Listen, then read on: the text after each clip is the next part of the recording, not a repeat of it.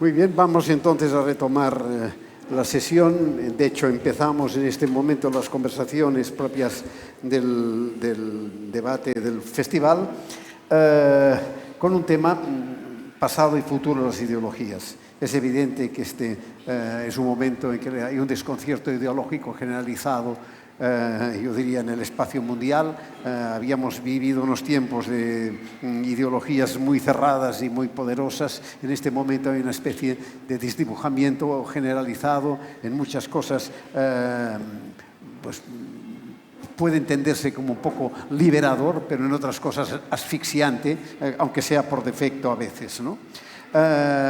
Reflexionar sobre las ideologías o el futuro de las ideologías, pensando lo que han sido las ideologías en el pasado y viendo por dónde van las cosas en este momento, me parece que tenía mucho sentido, y es la idea con la que hemos presentado esta sesión, que se hiciera a partir del relato, del discurso de lo que es el feminismo contemporáneo, que probablemente es el movimiento social más potente que hemos vivido y más vital que hemos vivido en los últimos años, ¿no? Y por eso las dos personas que me acompañan en mi sesión, en esta sesión, son una filósofa, historiadora de la filosofía italiana de origen, pero trabajando ahora en los Estados Unidos, Chiara Bottici, que es directora de estudios de género y profesora asociada de filosofía en la New School de Nueva York, y que es la autora de un libro que ha sido un elemento importante en el debate feminista en los últimos tiempos, que es Anarcofeminismo. El feminismo, lo ha dicho ella algunas veces, va a cambiar muchas cosas, cambiará la política también, y buscar construir formas de feminismo que encaren el problema, digamos, de una manera, para decirlo así, inclusiva, me parece muy importante y requiere pues una atención prioritaria en cualquier debate. Por tanto, si es en el debate de las ideologías, ¿en qué vamos a pensar si no en feminismo, sino en otros de los grandes fenómenos de este momento, como es la ecología, o en otros de los fenómenos que pueden ser importantes en este momento, que tienen que ver con los cambios generacionales y la extensión de la esperanza de edad de la vida humana, ¿no? Hay que buscar los temas centrales de este momento para renovar las ideologías en esta dirección. Y evidentemente aquí la cuestión tecnológica juega también un papel central. Con Chiara Bottici tenemos a Cristina Manzano, secretaria responsable de la Secretaría General Iberoamericana en Madrid, directora de ES Global, con mucha presencia en diversos campos relacionados con la política y con la reflexión sobre la política internacional. Vamos a proceder de la siguiente manera. Chiara hará una primera intervención, después... al revés. Perdona. Cristina hará una primera intervención, después Chiara, y después se abrirá una conversación entre los tres y con todos vosotros. Cristina, entonces, adelante. Muchas gracias, Josep. Es un placer estar aquí con todos ustedes. Es un lujo estar en este lugar y enhorabuena por haber puesto en marcha esta iniciativa y por haberla mantenido, y muchos éxitos también para el futuro. Y, por supuesto, es un placer compartir este espacio con Chiara.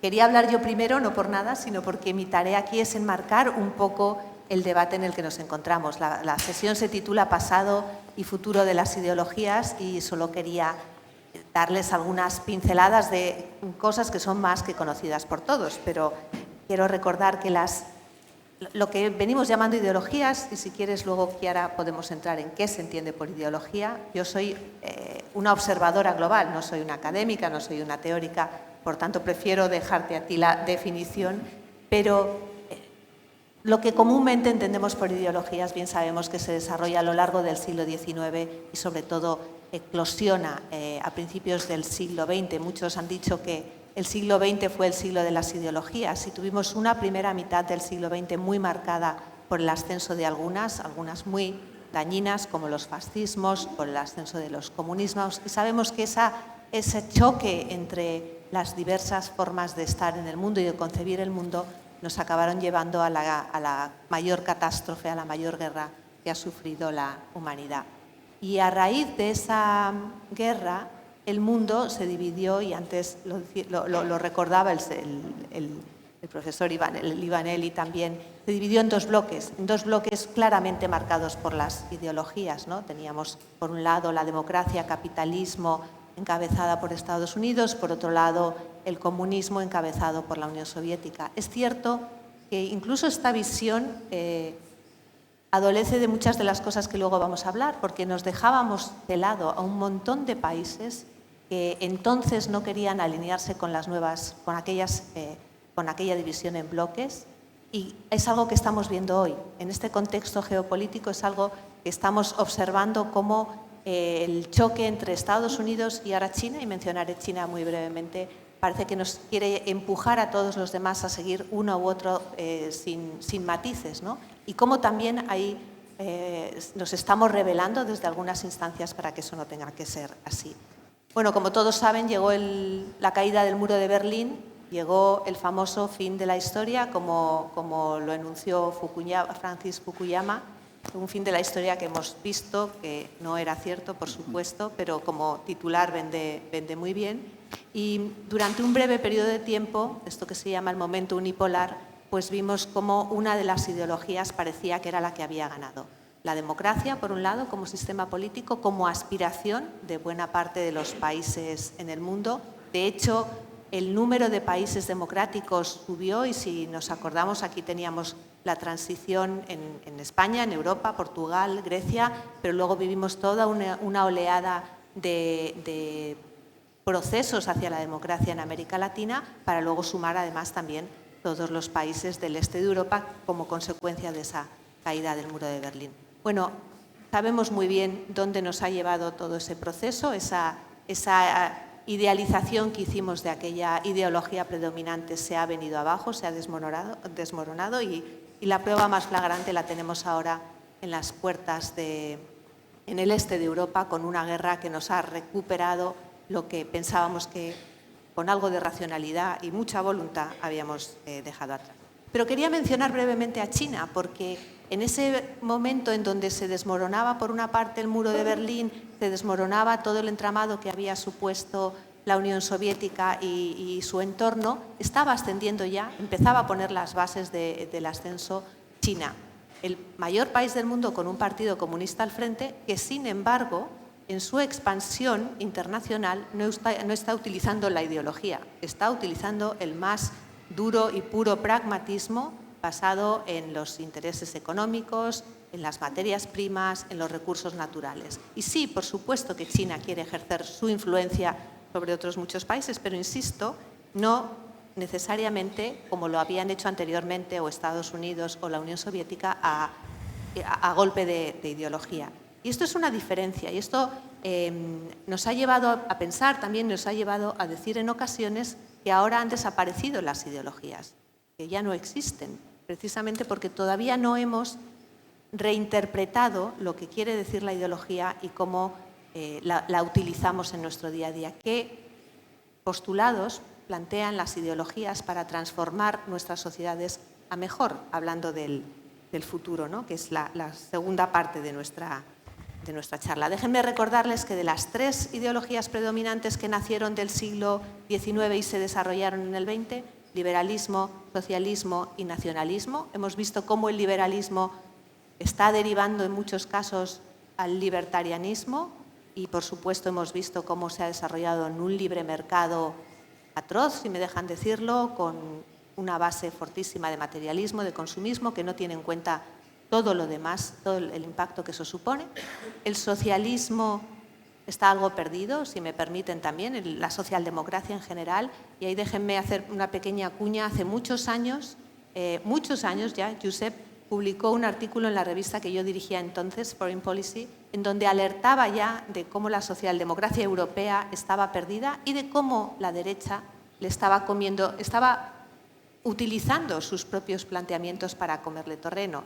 Bueno, no sé si hemos salido de ese momento, pero todavía no se ha recuperado del todo. Pero la que sigue muy vigente es el nacionalismo, los nacionalismos. China tira de nacionalismo para su expansión. India está poniendo el acelerador como nadie, basándose en un nacionalismo. En muchos de los países árabes que tuvieron una mal llamada primavera árabe fallida, el nacionalismo es lo que triunfa. Estados Unidos es un país hipernacionalista que también impone su doctrina. Incluso aquí en la Unión Europea, que pensamos que estamos un poco libres de eso, lo vemos en muchos países y lo podemos ver hasta en su conjunto. Pero como mencionabas, Josep, el futuro está ahora en otro tipo de ideologías más transversales y que realmente están apostando por transformar nuestras sociedades de raíz. La primera, evidentemente, es el feminismo, que trata de acabar con todas sus variables, e insisto ahí, Chiara es quien realmente sabe, con todas sus diferentes teorías, aproximaciones, pero al final la raíz del feminismo es que seamos realmente iguales todas las personas que estamos sobre la Tierra y que eso implica transformar las estructuras de poder, unas estructuras de poder basadas en el patriarcado, etcétera, etcétera. Insisto, eso te lo voy a dejar a ti. La otra línea ideológica, no me gusta llamarlo ideología, pero que claramente está llamada a transformar, que ya lo está haciendo, es el ecologismo, con todas también sus diferentes aproximaciones, con todos sus problemas, con todos sus debates, pero al final o acabamos transformándonos o acabamos cargándonos el planeta. Estamos en ello, pero también es otro tema largo para hablar. Y ahí, además, jugamos con cruces de estos dos postulados. Antes hablábamos, Chiara y yo, del ecofeminismo, cómo se cruzan, cómo se interseccionan todas estas tendencias.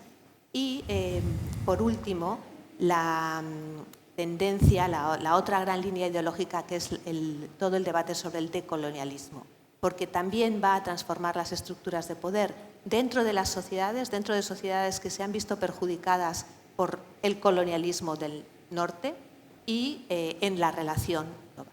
Así que yo lo quiero, solamente un dato más, para mí una diferencia interesante, importante en estas nuevas tendencias, estas nuevas formas de mirar el mundo y las ideologías anteriores, fue que las anteriores basaron su desarrollo sobre todo en los partidos políticos. Y estas nuevas están basando su desarrollo sobre todo en la sociedad civil, tratando, por supuesto, de abrirse brecha con políticas públicas, etcétera, pero las fuerzas detrás de todos ellos es la sociedad civil. Creo que es una diferencia para, sobre todo en los otros países democráticos, importantes. Y ahora creo que Chiara nos vas a ilustrar mucho más sobre qué significa todo esto.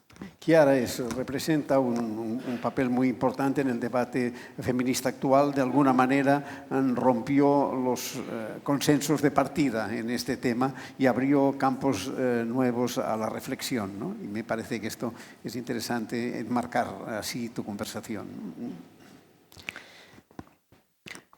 Thank you very much. Pues muchas gracias por invitarme. Gracias por invitarme a este lugar tan bonito para hablar sobre los problemas a los que nos enfrentamos hoy en día. Sí que pienso que la palabra ideología sigue siendo muy importante.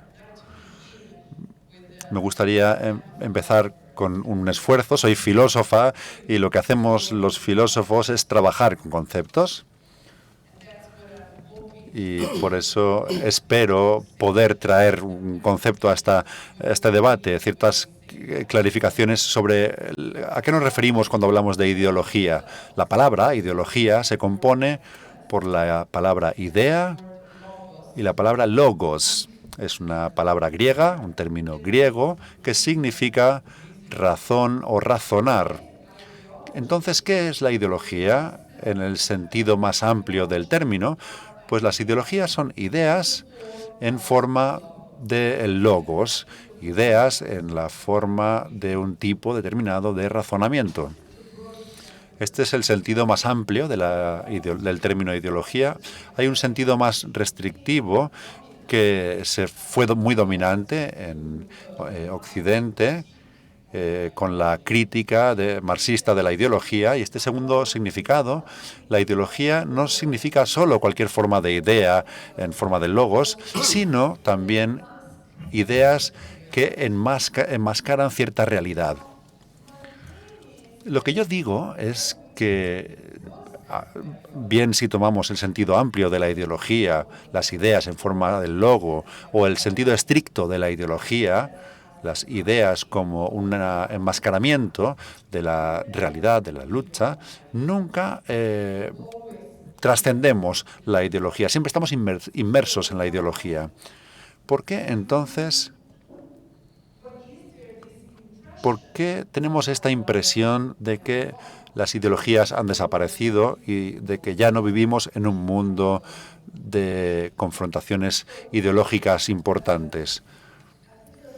Creo que hay tres motivos. Uno se debe al hecho de que las ideologías hoy en día se presentan más en la forma de archipiélagos, más que en la forma de una gran narrativa de progreso y revolución.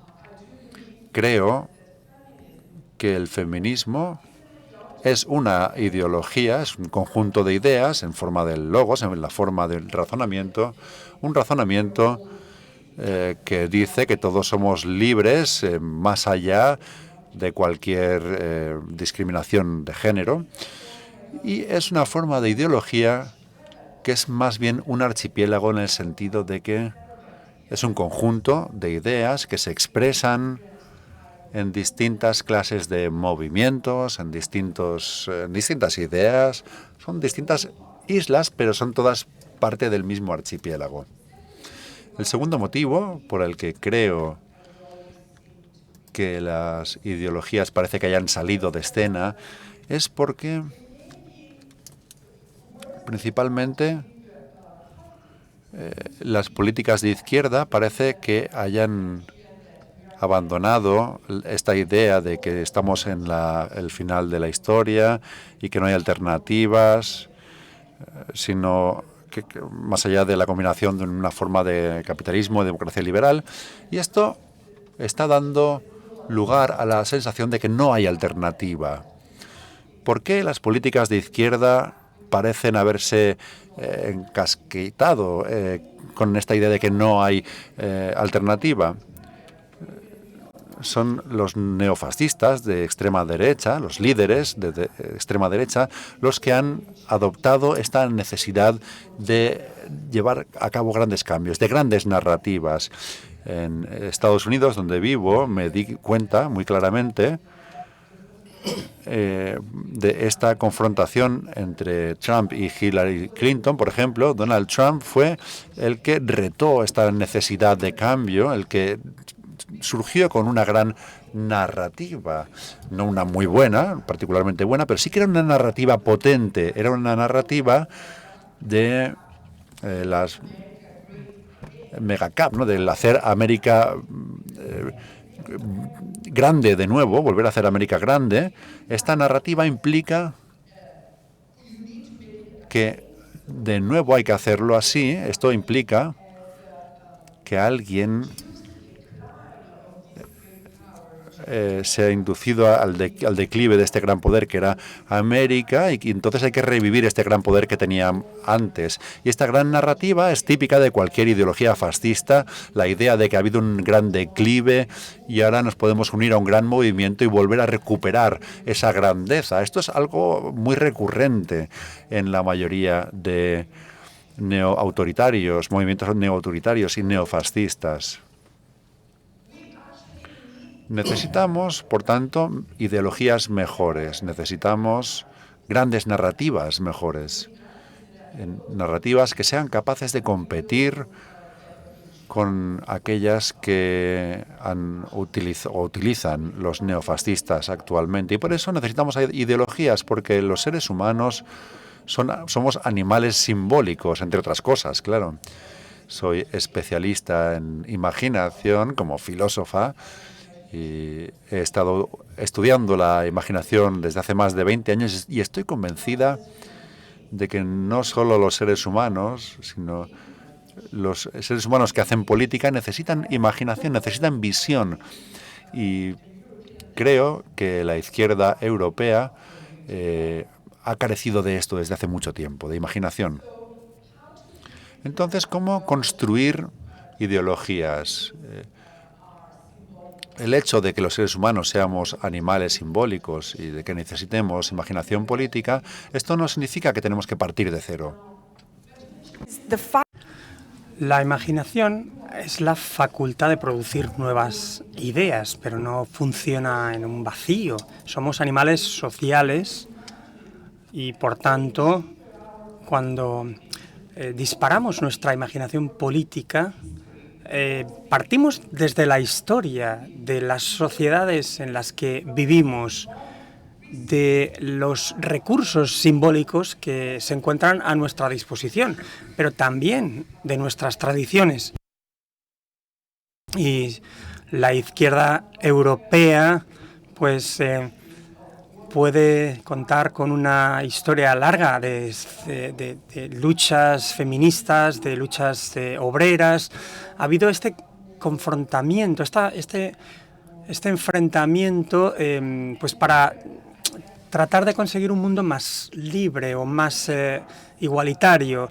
Y quiero concluir esta exposición explicando por qué el término anarcafeminismo puede de alguna forma resumir o sintetizar los conceptos o visiones filosóficas nuevas y antiguas que pueden permitirnos abordar los conflictos de nuestro tiempo.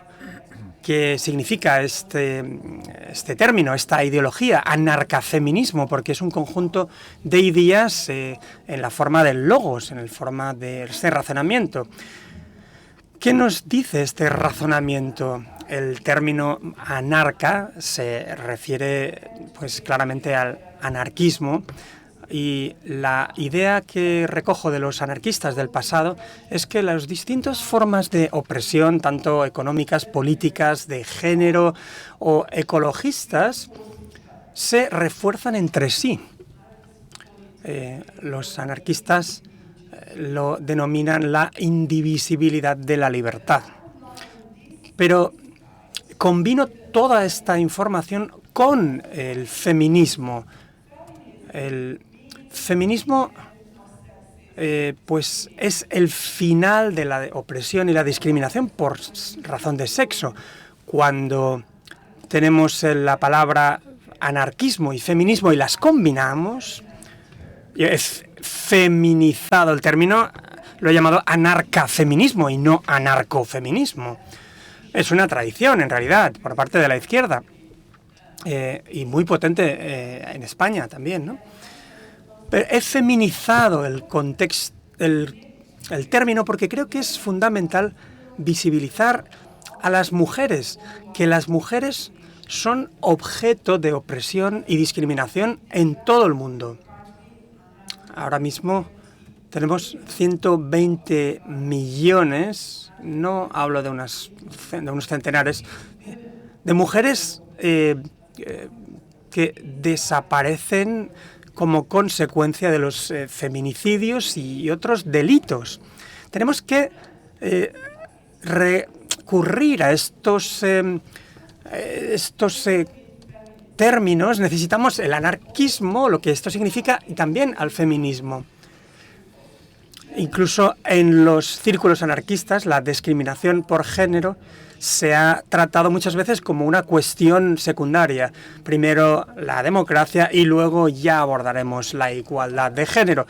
La democracia es o es feminista o no es nada. No puedes tener feminismo por una parte y luego añadir a las mujeres y combinarlo. Para poder conseguir la democracia necesitas también el feminismo. No puedes excluir a la mitad de la población de la democracia. De lo contrario, pues estaríamos abordando solo de media democracia. Así que, ¿cómo cuando añadimos el prefijo anarca, ¿cómo cambia el término feminismo? Porque, bueno, algunas feministas piensan que el feminismo simplemente significa añadir a las mujeres, digamos, a esta lucha de opresión, pero anarcafeminismo significa que no estamos hablando de uno, dos o algunas mujeres que dominen al resto de las mujeres o incluso a los hombres, sino que esto significa el final de la opresión tanto para las mujeres, pero también para los hombres y también para la población trans y queer. Esto, ¿qué significa en cuanto a las políticas que deben aplicarse? La presidenta Meloni, Meloni en Italia,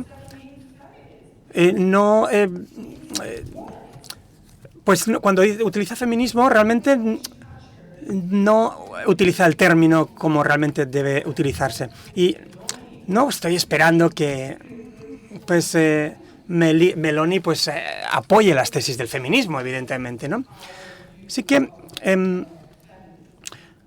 al poner anarco delante cambia nuestra visión del feminismo. Tenemos una anarca feminista de China que no se la lee mucho aquí en el mundo occidental, como hemos escuchado en la introducción de nuestra compañera, de nuestro compañero, perdón.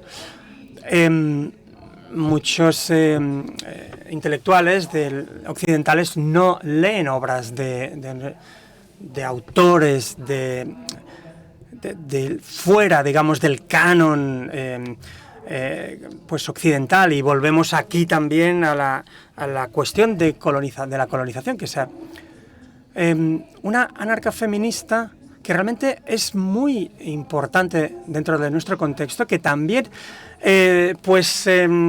introdujo el manifiesto feminista en China, y habla de que el feminismo no significa que haya una mujer como presidenta, básicamente va a ser una opresora que va a añadir también choques entre mujeres y hombres, de nuevo,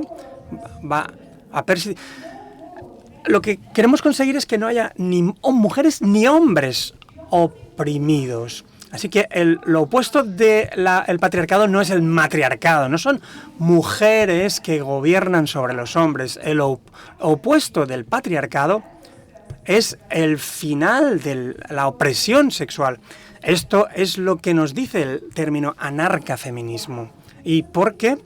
Porque distintas formas de opresión se refuerzan entre sí. Como decía Audre Lorde, que no se denomina anarcafeminista, pero es una feminista negra, se pregunta, ¿qué significa el sexismo? Es decir, la idea de que algunos son superiores a otros seres humanos por razones de sexo. ¿Qué significa racismo? Pues que algunas personas se consideran superiores a otros por sus características anatómicas, ¿no? ¿Qué significa el clasismo? Pues que un conjunto de personas que pertenecen a una clase concreta se consideran superiores a otras. Todas estas formas de opresión tienen en común la idea de que ciertas personas creen que tienen el derecho de gobernar a los demás por su superioridad, por motivo de lo que sea. Así que todos estos motivos de opresión comparten esta misma matriz de dominación, la idea de que algunos de nosotros o algunas de nosotras son superiores a los demás y por tanto tienen todo el derecho de dominar al resto. La dominación es como un nudo, ¿no? Y tenemos que deshacer este nudo, ¿no? Es algo que está muy enredado, ¿no? Bueno, hoy derechos a favor del aborto, luego una lucha en favor de una sociedad más justa o justicia en Palestina, todos estos cabos que forman parte del mismo nudo. Evidentemente no se puede deshacer o luchar por todo esto al mismo tiempo.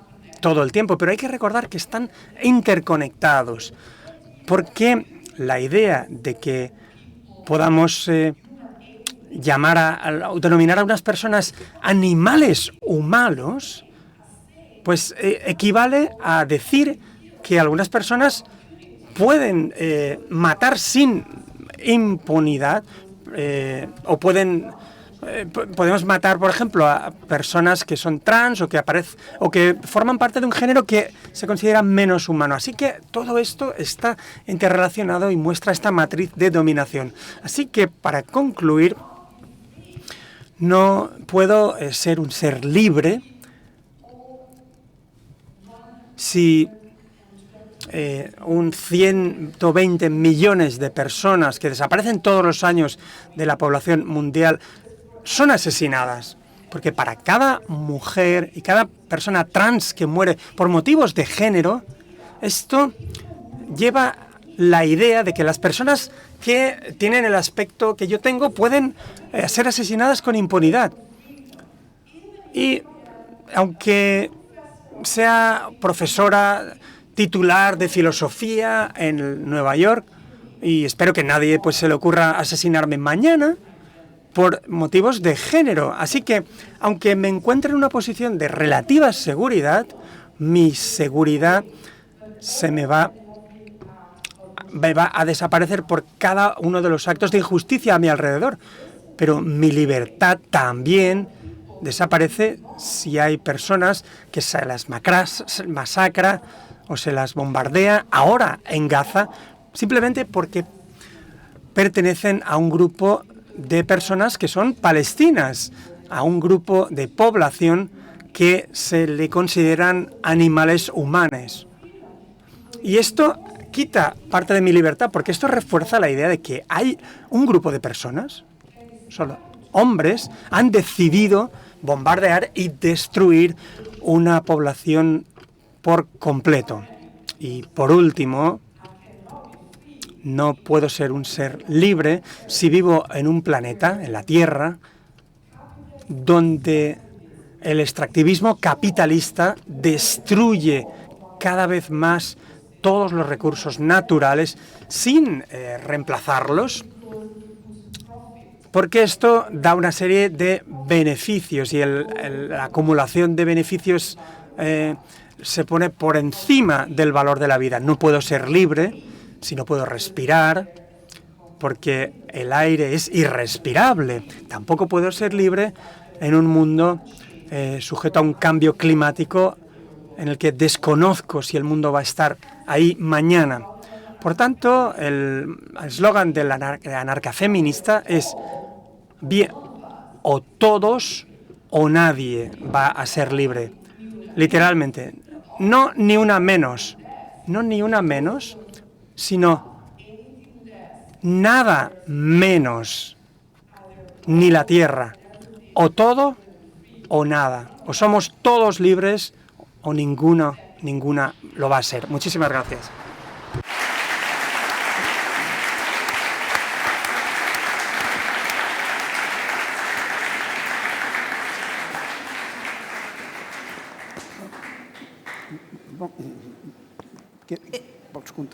¿Voy yo? Como quieras, sí. If you allow me, I will speak in... Sí, si te parece, hablamos en inglés para poder tener una conversación. Algunas reacciones por el final. El cambio climático afecta fundamentalmente a las mujeres, a todos, evidentemente, pero las víctimas y la gente más vulnerable suelen las mujeres. Los desplazados por fenómenos de cambio climático son el 75% mujeres y niños. Así que hay una conexión, un vínculo, pues el desplazamiento de poblaciones, pues la reutilización de tierras por recursos, afecta a los grupos más vulnerables, a las personas que no tienen los medios de poder adaptarse a estos nuevos retos. Y como digo, la mayoría son mujeres, así que todas estas cuestiones están interconectadas, como mencionabas. Soy periodista y estoy muy interesada en la narrativa y la dificultad de cambiarlas, ¿no? Y cómo juega la extrema derecha con esto, porque tratan de apelar a las emociones, es muy fácil de manipular, pero al final detrás no hay básicamente ningún contenido. Y digo esto porque para mí, como decía, las ideologías a las que nos referimos pretenden transformar el mundo, las sociedades en su conjunto, y estas nuevas ideologías o este empuje hacia a las ideologías no nos traen nada nuevo. Son cuestiones antiguas, conocidas, pues vestidas con nuevas ropas. Esto es lo que vemos en Italia, como mencionabas, también en los Estados Unidos y en muchos otros lugares del mundo. He tratado de estudiar por qué estas cuestiones globales son tan complicadas de crear narrativas globales. Y hay distintos motivos. Muchas veces la información nos viene por parte de los medios de comunicación y son locales o nacionales. En la Unión Europea, por ejemplo, hay grandes dificultades para encontrar una narrativa común europea, porque no tenemos medios de comunicación nacionales, sino que son nacionales. Este es un motivo. Por otra parte, porque las emociones apelan, digamos, a las poblaciones locales. Es decir, lo que me motiva a mí puede ser distinto a lo que motiva a una mujer en India, en Egipto o en Bangladesh. Pero hay algunas excepciones. Hemos visto un cambio en las narrativas con el movimiento Me Too. Y esto fue simplemente por una coincidencia. Fue una chispa que se propagó en todo el mundo, se interpretó de distintas formas dependiendo de dónde vivíamos, pero realmente llegó a todo el mundo. Permíteme darte un ejemplo. Tal vez conozcas el caso. El presidente de la Federación en España tuvo que dimitir por este beso no consentido. Y esto generó toda una conversación. No solo por su reacción inicial. Para muchos hombres esto fue una sorpresa. Él nunca reconoció ni pensó que había hecho algo malo. Y para muchos hombres en nuestra sociedad, muchos hombres progresistas, se dieron cuenta de todas estas estructuras de poder y cómo se encuentran, digamos, encastradas dentro de nuestra sociedad. Y esto, pasó en España. Cómo están tan enquistadas, ¿no? Cómo este hombre pues nunca reconoció ni pensó que realmente había hecho nada malo, y estoy segura de que todavía sigue pensando lo mismo. Pero simplemente un par de comentarios para finalizar. En cuanto a las narrativas, hablábamos de esto antes. Vivimos esta situación de fatiga, esta crisis continua. Para muchas personas la situación es muy complicada, lo hemos visto con el cambio climático, con otros ejemplos,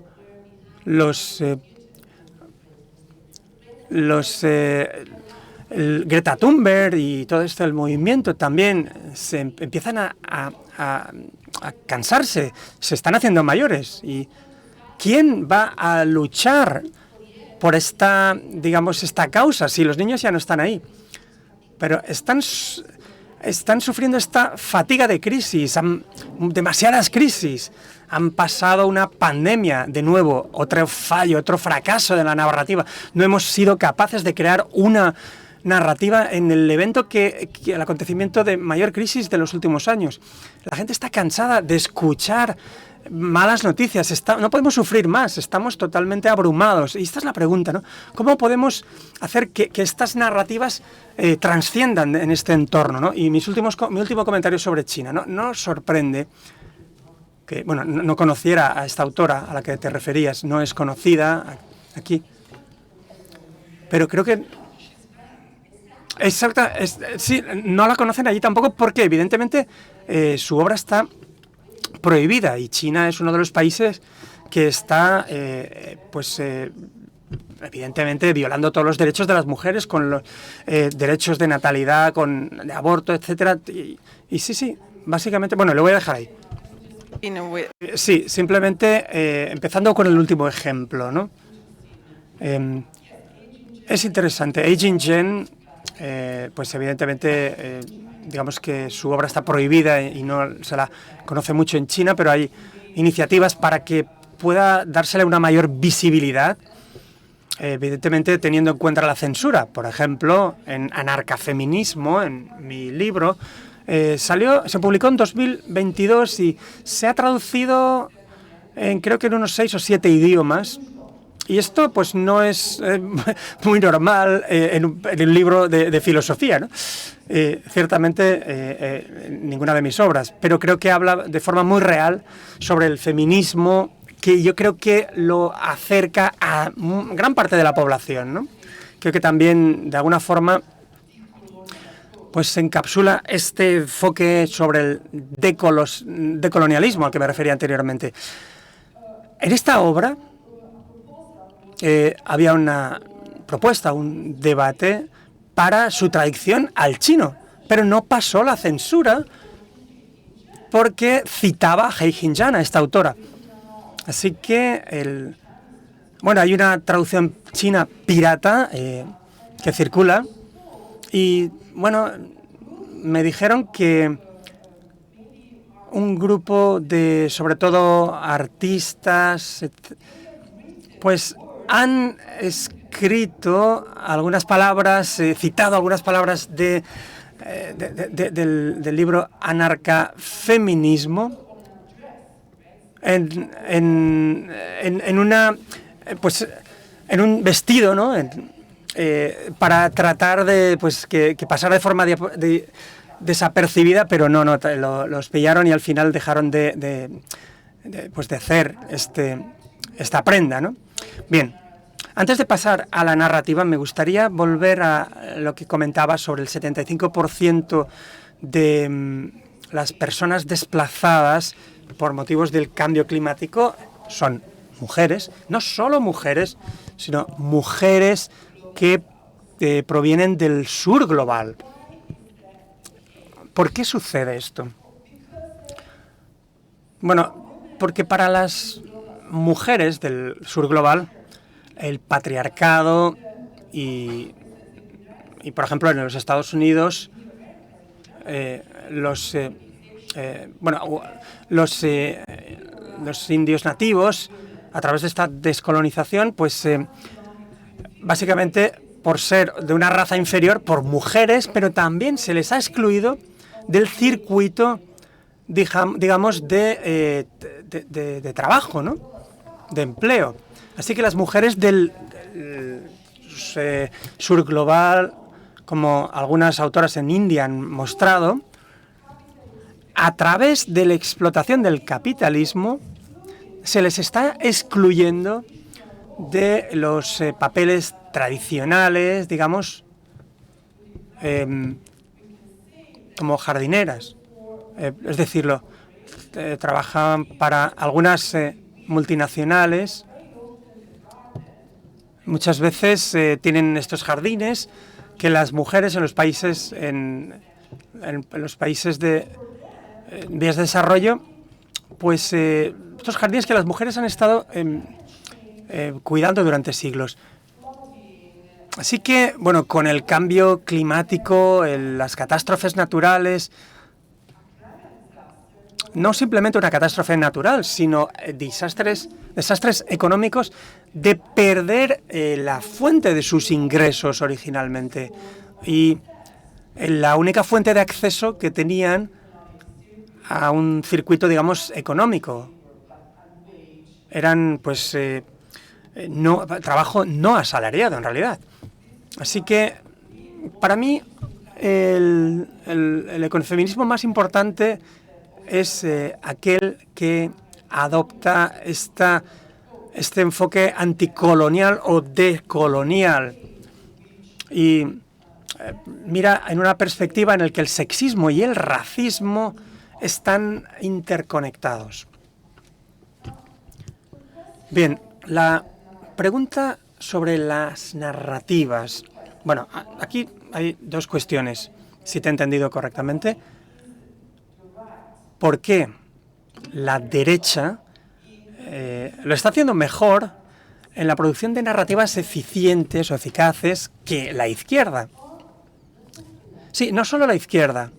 Por ejemplo, que el feminismo o que aquellos que abogan por el cambio climático o por la descolonización. No me refiero aquí a derecha-izquierda, sino es más transversal. Bueno, la primera pregunta, bueno, y creo que ya lo has mencionado, es porque las narrativas que se proponen realmente no llevan a ningún cambio. Se propugnan, pues sí, vale, volvamos a hacer América grande, a los Estados Unidos. Esto no es que vamos a cambiar algo de forma radical, sino que volvamos al pasado. Sigamos haciendo las cosas tal y como las hacíamos antes para que los Estados Unidos puedan ser otra vez el poder colonial e imperial que fueron en su momento. Así que no son cambios radicales de la sociedad, sino ni tampoco estructuras de poder, ni geopolítica internacional.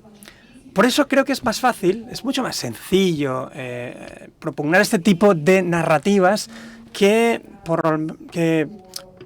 proponer narrativas que van hacia un cambio social radical. Y creo que el feminismo, para mí, no se trata simplemente de añadir, como digo, o incorporar una o dos mujeres a cargos que dominen a otras personas, sino más bien cambiar o modificar las estructuras de poder y cómo las hemos concebido, ¿no?, durante el tiempo. Crear o generar todo este pensamiento crítico dentro del orden social en cuanto a las estructuras de poder. Así que, evidentemente, es un cambio mucho más radical. Pero bueno, yo soy un poco más optimista que tú, creo, porque pienso que en cuanto a la lucha de las feministas o los que abogan por el cambio climático en su eficacia en las narrativas. Bueno, has mencionado el movimiento Me Too, pero también podemos fijarnos en la revolución en Irán el año pasado. Unas pocas mujeres empezaron a protestar, a salir a la calle de Teherán sin el velo, y esto pues produjo otros movimientos de apoyo y de solidaridad en todo el mundo.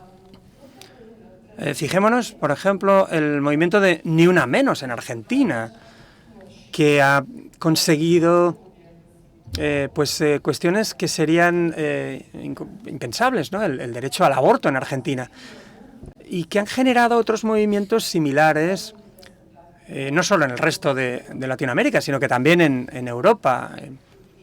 Por ejemplo, en Italia, Non Una di Meno, el movimiento también Ni Una Menos, también ha tenido pues mucha popularidad en las últimas décadas para poder atraer la atención a cuestiones que ni se percibían como feminicidios, sino simplemente, pues, no sé, bueno, mataron a algunas mujeres y ya, ¿no? Así que ahora pensar en esto como feminicidios en los medios convencionales, esto es el resultado del trabajo, por ejemplo, en Italia, de movimientos como el Non Una di Meno, que forma parte del movimiento Ni Una Menos de Latinoamérica. Así que sí creo que, y por eso hablo de feminismo como un archipiélago, me parece que estos movimientos son transnacionales, trascienden fronteras. Bueno, mencionabas el problema del nacionalismo, que tiende a centrarse, a mirar, a centrar estos circuitos nacionales de los medios de comunicación y regionales. También los medios sociales son muy activos en este sentido, y lo hemos visto con el movimiento Me Too, pero también con las protestas de Irán, y también lo hemos podido constatar con el primer movimiento global, o sea, la primera huelga global contra el cambio climático hace un tiempo. Ahora podemos pensar, sí, los Fighters for Future no está ahora en sus mejores días. Bueno, no es que se vayan a dormir, ¿no? O que se queden bueno, podríamos pensar, el movimiento Me Too se ha ido y ya... No, básicamente sigue trabajando. ¿Cómo? Pues sigue funcionando porque ahora mismo hay miles y miles de personas que ahora llaman la muerte de algunas personas feminicidio. Este término ahora está ahí. Ahora muchísimos grupos y colectivos feministas y otros grupos que trabajan contra pues este tipo de violencia sexual y utilizan ahora términos que antes eran impensables. Bueno, pues yo veo que estos movimientos sociales son como una especie de aglutinante, digamos un cástico del río, donde no se ve todo el río. Por ejemplo, el río puede estar en Buenos Aires, en las calles de Teherán, pero al final son los mismos archipiélagos feministas, el mismo río feminista, el cual explota o se hace visible en un lugar o en otro y está funcionando por debajo de una forma subyacente. Un poco entender esta idea de una ideología como algo tan absolutamente universal que me parece un poco desencarnado de una realidad que es la realidad del mundo en que vivimos. No hay dos personas iguales, no hay dos comunidades iguales, no hay nada. Entre todos pasa una diferencia potencial enorme, siempre. Y esto se traduce en una cosa que se dice poder. Y los abusos de poder se han de combatir. Pero no acabo de entender cómo se pueden combatir si no es a través de posiciones ideológicas distintas que defienden posiciones que se corresponden y se enfocan a un problema y que exigirán una respuesta o una solución. Pero desde una actitud de que todo tiene que ir en la misma dirección y que solo sumando pequeñas cosas en la misma dirección se llegará a un estadio superior de reconciliación, me cuesta entender los mecanismos que nos conducen aquí. Me cuesta entender cuál es la experiencia que tenemos de las ideologías. Las ideologías tradicionales, las que ahora están en crisis, se han montado sobre una cuestión muy sencilla, que es la construcción de una entidad superior de obligado cumplimiento. Sea Dios, la religión, sea la patria, la nación, sea la sociedad superior sin clases y no sé cuántas cosas más, sea cualquiera de estas promesas no contestables. El narcofeminismo es una promesa de totalidad, pero a la vez contestable. No sé, aquí me cuesta acabar de entender el relato aplicado sobre todo a la sociedad, ¿no? Okay. Thank you very much. Gracias, sí, por esta pregunta. Esto me permite aclarar un par de conceptos que tal vez no hayan sido evidentes de lo que he dicho antes, pero sí que se traslucen en las 400 páginas del libro que he mencionado. Voy a tratar de resumir el argumento. Con anarcafeminismo no me refiero a un plan establecido que tiene que implementarse en cada una de las fases. Creo que esto sería una contradicción en los términos. El tener una huella global para el futuro, como si fuera un manifiesto anarcafeminista. Sí, yo he hecho, digamos, un manifiesto anarcafeminista precisamente para decir que estas son algunas de las ideas y el principio que ha articulado anarcafeminismo. Anarcafeminismo para mí es una filosofía, una ideología en el sentido del archipiélago que estaba describiendo antes, y se basa en la idea de que no podemos ser libres si todos no somos libres, y a no ser que acabemos con la discriminación de género. Pero esto no significa que entonces necesitemos seguir la misma línea en cada una de las situaciones, el mismo programa en cada una de las situaciones. Digamos que este es el principal argumento de anarcafeminismo. El argumento es que no hay una única receta que funcione para todos los lugares, particularmente cuando hablamos de cuestiones de opresión de género, explotación económica o desastres ecológicos. Y voy a darte un par de ejemplos. Hay lugares como Arabia Saudí donde se puede hablar de una especie de neopatriarcado. ¿Por qué? Porque las mujeres no tienen derecho de tomar sus propias decisiones para poder ir a la escuela, aceptar un trabajo, casarse, no casarse, a no ser que funcionen dentro del sistema totalitario, a no ser que tenga un representante masculino en su familia, ya sea un padre o otro familiar, que apruebe esta elección. Esto es el patriarcado en el sentido de el neopatriarcado. Creo que este tipo de sistema patriarcal se ha puesto en cuestión gracias al feminismo en muchos países occidentales. Sin duda ha ocurrido en Italia, también en España y en general en Europa. Yo no necesito que mi padre apruebe mi decisión de casarme con alguien. ¿Significa esto que se ha acabado el privilegio masculino? No, no se ha acabado. Lo que hay que hacer en Arabia Saudí para llegar a la igualdad de género es muy distinto de lo que necesitamos nosotros hacer en Italia, por ejemplo, para llegar a la igualdad de género. ¿Significa que en Italia no haya patriarcado? Bueno, hay lugares y contextos en Italia donde las instituciones patriarcales han sobrevivido, pero también hay lugares donde el patriarcado se ha cuestionado, porque yo no necesito que nadie apruebe mi decisión de ir a la escuela, ser profesora de filosofía. No, yo lo he hecho por mi propia voluntad. Y por esto, de hecho, no hablo de patriarcado, sino de menocracia.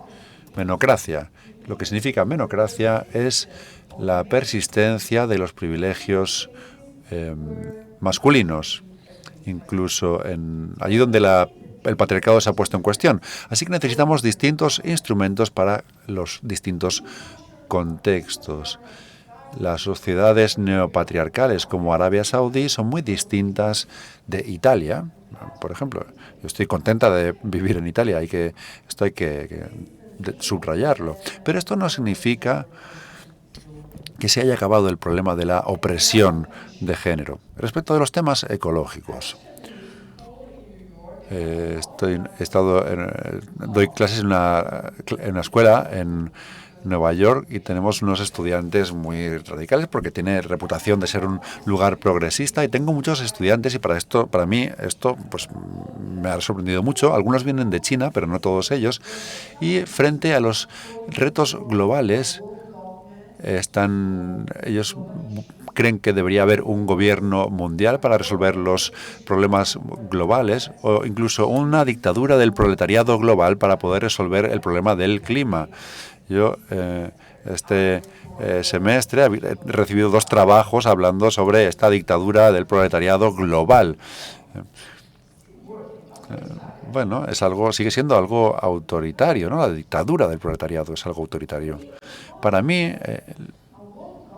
creo que un gobierno global no solamente sería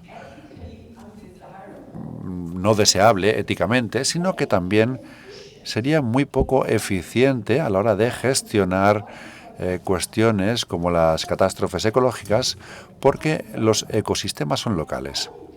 Y solamente aquellas personas que viven en el ecosistema local sabrán cuáles son los problemas específicos de esa área en particular. Sabrán cuáles son las intersecciones de las distintas formas de opresión, y para saber esto hay que tiene que hacerse de manera local. Anarcafeminismo ha jugado con la idea del federalismo, la idea de una organización de poder con un planteamiento ascendente en lugar de una forma de poder descendente, como una forma de responder a esta necesidad de tener una especie de visión de una sociedad más igualitaria, al tiempo que respeta las diferencias que hay en cada uno de los contextos particulares. No sé si esto ha respondido a tu pregunta, pero no creo que anarcafeminismo sea una ideología global en el sentido de que hay una lista de cosas que hacer que sirvan para todos los contextos. Esto sería una contradicción en los términos. Llevamos ya casi una hora hablando. No me gustaría terminar sin invitaros a intervenir si alguno de vosotros tiene interés en hacerlo. Podemos dedicar un tiempo a cuestiones. Si alguien tiene alguna cosa que plantear. Aquí, por favor, Cadi. Muchas gracias. Mi cuestionamiento es con el... ¿Se oye? ¿Dónde está? ¿Dónde está? Es que no. Sí. ¿Dónde? Es que no. Gracias, buenas tardes. Mi cuestionamiento es a las dos ponentes, también Ramoneda, si quieres contestar, pero sobre todo es para ellas. Con respecto a los relatos. Los relatos de la izquierda, quiero decir un relato... I'm sorry, I need to... Do you mind? Perdona, ¿puedes repetir porque necesito escuchar la traducción? Dame un segundito, por favor.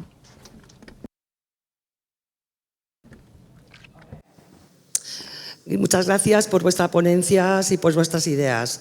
Mi cuestión es con respecto al relato. El relato de izquierdas. Yo soy ecofeminista, pertenezco a Extinction Rebellion, un movimiento internacional de 80 países. Estamos por las asambleas ciudadanas. Y también quería comentar con respecto al relato el nuevo paradigma.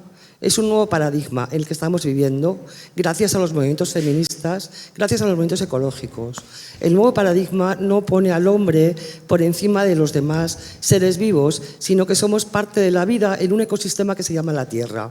Entonces creo que este es el funcionamiento y creo que es un paradigma muy interesante que la izquierda debe poner en marcha para toda la humanidad.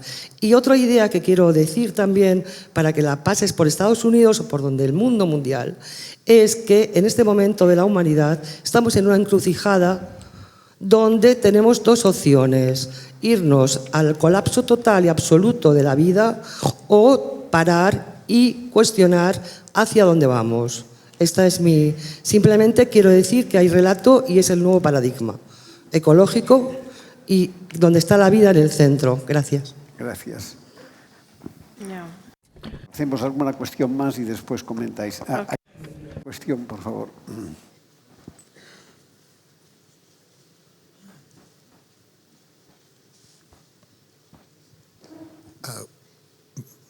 Bueno, gracias. Extremadamente interesante. Y me gustaría algún comentario sobre cómo evolucionan las ideologías. Cómo, por ejemplo, qué ha pasado, qué proceso hay y qué podemos aprender de eso para que China, de una ideología nacionalista, pero con una dictadura del proletariado, se ha transformado en pocas décadas en algo que aplica quizá incluso ideologías distintas dentro que fuera. Ambas son distintas que las que tenía y dentro hacia afuera es extremadamente pragmática y hacia adentro impone una ideología concreta que además tiene repercusiones a nivel mundial. Hay aplicaciones de inteligencia artificial en las que uno puede obtener ahora, desde aquí, una caricatura de Biden o de Pedro Sánchez, pero no de Xi Jinping. ¿Alguna cuestión más? Si no, cerráis vosotras dos con un comentario cada una. ¿Quién empieza? Yes. Bueno, te dejo a ti la pregunta sobre China porque yo no soy experta en China, pero sí que quiero responder a la pregunta sobre el ecofeminismo y de Extinction Rebellion, a esta activista que ha hablado.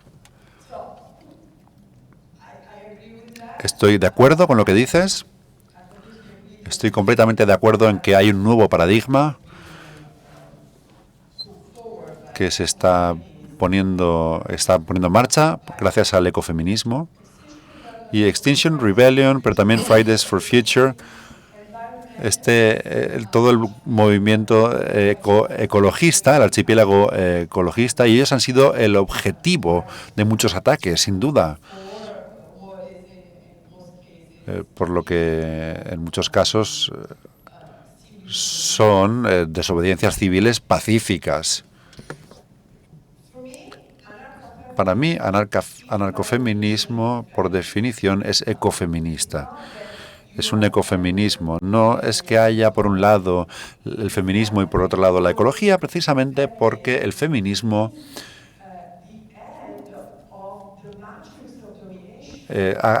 busca el final de la matriz de dominación y también busca el final de la idea de que el ser humano tiene derecho a dominar sobre el resto de seres vivos del planeta. Y de hecho, la última parte de anarcafeminismo se llama ecofeminismo como ecología queer. Con este término, queer ecología queer, pues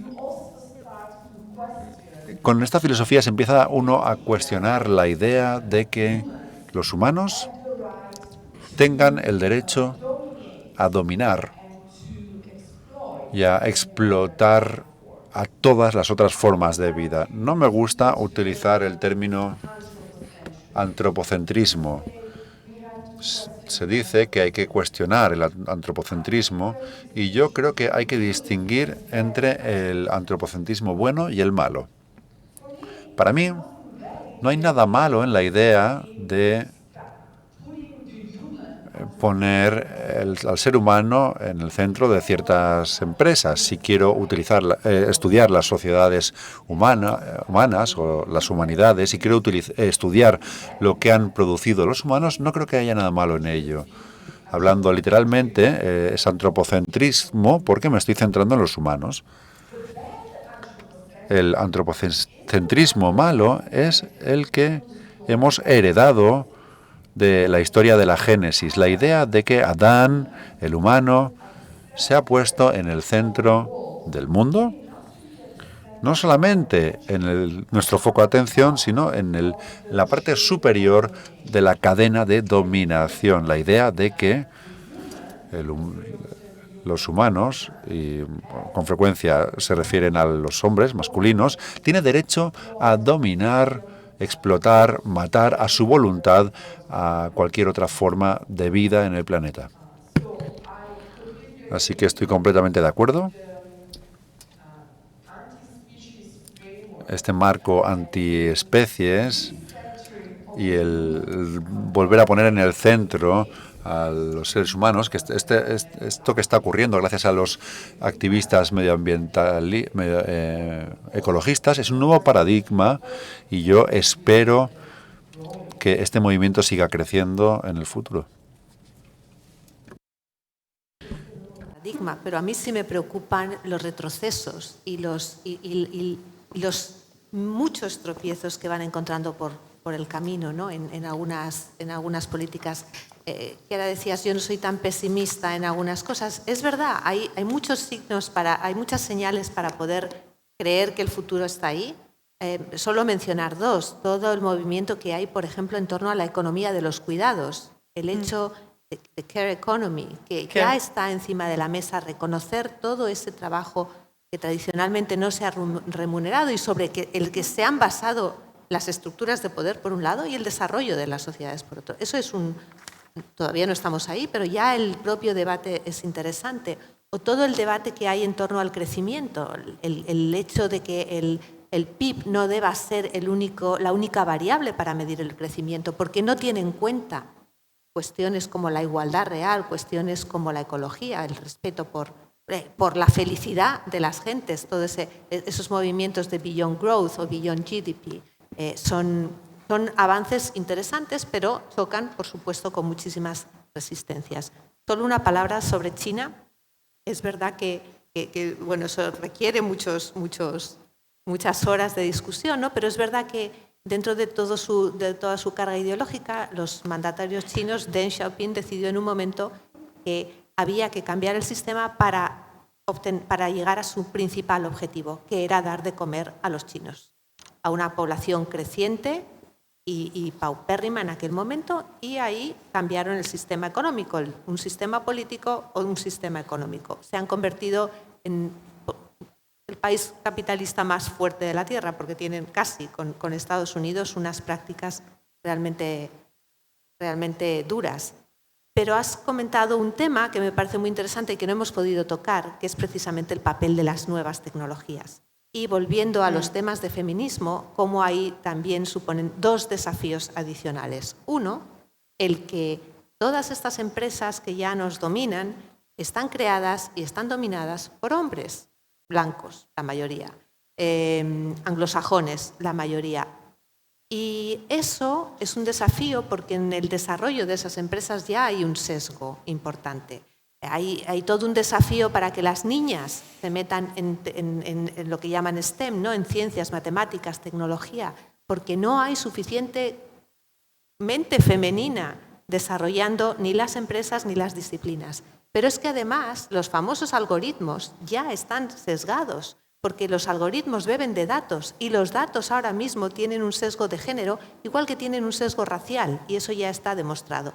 Con lo cual, si tú le metes datos con sesgo, el resultado va a ser con sesgo. Y ese es un debate que nos va a llevar mucho tiempo en el futuro porque o lo arreglamos o no solo nos van a dominar las máquinas, sino nos van a dominar las máquinas con unas ideologías muy concretas. Moltes gràcies. Ho deixem aquí.